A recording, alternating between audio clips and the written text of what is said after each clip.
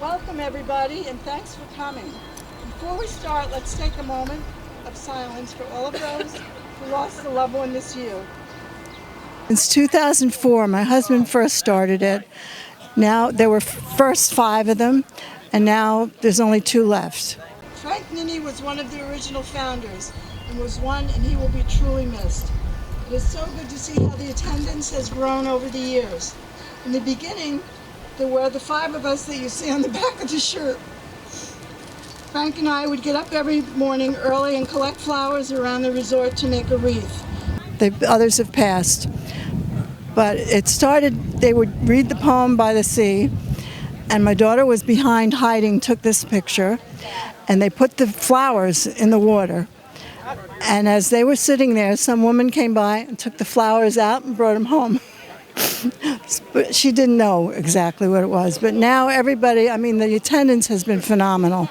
And the help from Costa Linda, just unbelievable. The ceremony is simple and solemn, with the intention of perpetuating the memory of those women and men who died in the service of their country. It's a day of mourning, actually. People that lost their lives in all of the wars, but for all over the world, not just in the United States. That's why we don't allow flags, because we don't want to, we're in Aruba and we're guests, so we don't want to hurt anybody's feelings. But anybody can wear what they want from their country, and it's wonderful.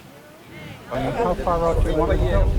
Just so it floats out. I'll go up to my chin if you want me to. That's good. As far as you can go without falling in. Okay. That works. That's why I wanted somebody tall. I was looking for somebody tall all weekend. Started like 27 years ago. Okay, good. Everybody's really close when they get here, and they all enjoy themselves and meet new people every year. And it's just very private and personal. It's very nice. It means that the international community comes together to honor their war dead. Very, very deep meaning for me. It feels wonderful that they would actually do this on Memorial Day weekend. Really does feel wonderful. It's no words. My dad was a World War II vet.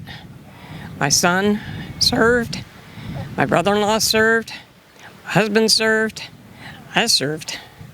I can't. There's no words that really can describe what it means to remember those who made sure freedom wasn't free. They gave everything. Bless you. God rest. Keep being a veteran. Remember that you did service time. You did something for your country. Just never forget that. Come next year, because I'll continue as long as I'm alive. I'll continue my husband's tradition.